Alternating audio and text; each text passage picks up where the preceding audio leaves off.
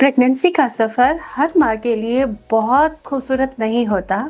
कई बार summer season आने पर प्रेगनेंसी में बहुत सारी skin problem, heat rashes, skin irritation, bumps होना, रेड पैचेस होना, ऐसी प्रॉब्लम आती है।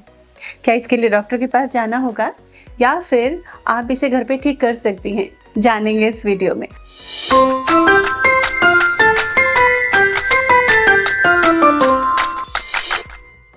Welcome to YouTube mom. आप सभी मॉमीज़ का बहुत बहुत स्वागत है यूट्यूब मॉम चैनल में।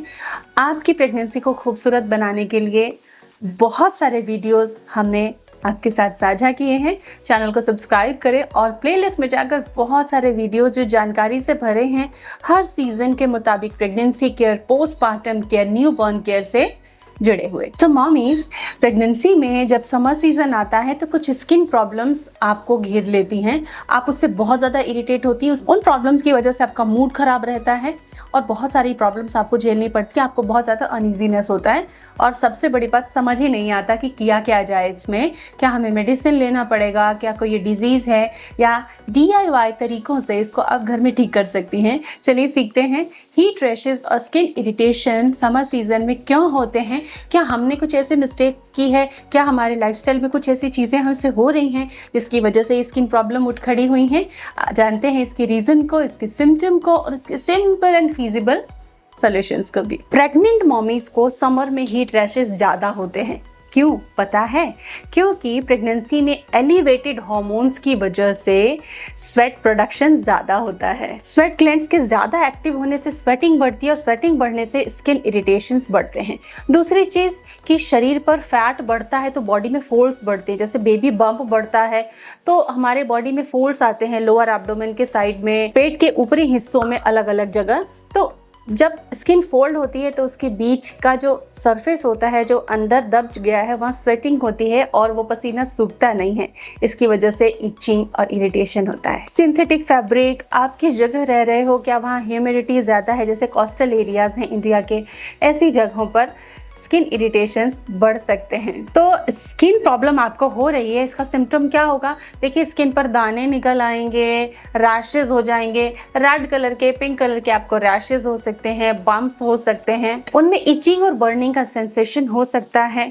बम्प्स एंड रैशेस कम भी हो और इचिंग बर्निंग का सेंसेशन ज़्यादा हो तब भी ये प्रॉब्लम कंसीडर की जाएगी। छोटी छोटी सी घमौरियाँ आपके जॉइंट के एरिया पर, गर्दन पर, पीठ पर, बेली के एरिया पर, आर्म्स पर होना कॉमन है।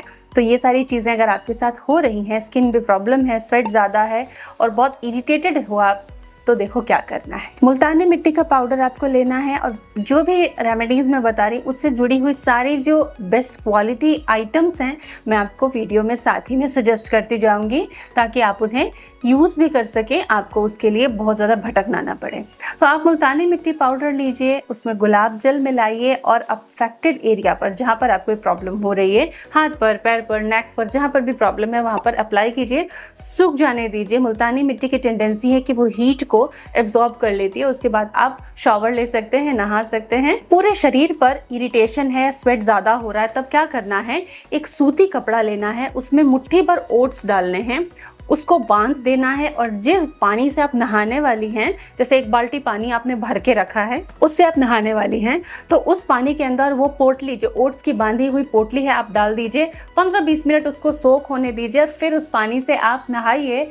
आपकी बॉडी को काफ़ी आराम मिलेगा, स्किन पर काफ़ी आराम मिलेगा। तीसरी जो रेमेडी आपको करनी है कि एक खीरा लेना है, उसका जूस निकालना है, उसको ब्लेंड कर लीजिए और सीव कर लीजिए, आपको जूस मिल जाएगा सिंपल तरीके से, अगर जूसर ना हो तो भी। और एलोवेरा जेल थोड़ा सा आपको लेना है, इसमें मिक्स करना है, इसको रेफ्रिजरेट कर दें आप। और रेफ्रिजरेट करने के बाद 10-15 मिनट में जब वो ठंडा हो जाए तब आप अपने बॉडी पर इसको अप्लाई कर सकते हैं और 30 मिनट बाद आप शॉवर ले सकते हैं। आप चाहें तो आफ्टर बाथ भी इस एलोवेरा कुकुम्बर जेल को बॉडी पे अप्लाई कर सकती हैं। दिन में 1 बार या 2 बार इसे किया जा सकता है, इसे इंस्टेंट रिलीफ मिलता है। टेल्कम पाउडर का यूज़ करें या ना करें, टेल्कम पाउडर में आजकल ज़्यादातर सिंथेटिक चीज़ें हैं, इसीलिए सिंथेटिक चीज़ों की बजाय अगर आप कॉर्न स्टार्च यूज़ करती हैं तो वो एक तो पोर्स को बंद नहीं करेगा, जिससे कि स्वेट की प्रॉब्लम नहीं होगी और आसानी से वो गीलेपन को एब्जॉर्ब कर लेगा। तो जहाँ पे बहुत ज़्यादा बॉडी फोल्ड हो रही है, जैसे पेट के हिस्से कुछ हैं जहाँ बॉडी फोल्ड होती है और वहाँ बराबर पसीना रहता है, तो आप कॉर्न स्टार्च को इत्र डाल दीजिए थोड़ा सा कॉर्न स्टार्च में, सैंडल का, रोज का, ताकि खुशबूदार लगे आपको। और उस कॉर्न स्टार्च पाउडर को आप अपने गीले एरियाज पर, जो बहुत ज़्यादा गीले रहते हैं, वहाँ अप्लाई कीजिए।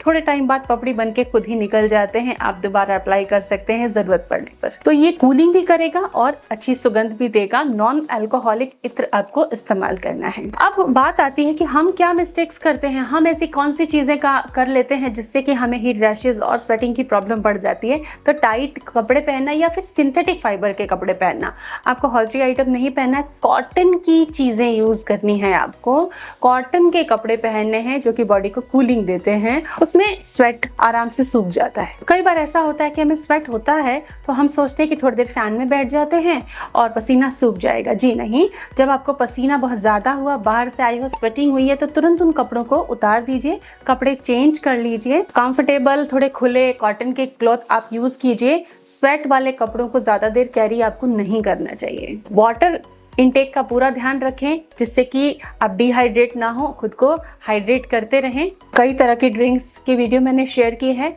और सीजनल फ्रूट्स आपको खाने चाहिए। इन सब तरीकों से अपने शरीर में पानी की बराबर आपूर्ति रखें। आप जिस बेडशीट पर सोते हैं वो भी बहुत इंपॉर्टेंट है, वो भी कॉटन की होनी चाहिए और बहुत ही सूदिंग फैब्रिक उसका होना चाहिए, जिससे कि आपकी स्किन को जरा भी इरिटेशन ना हो।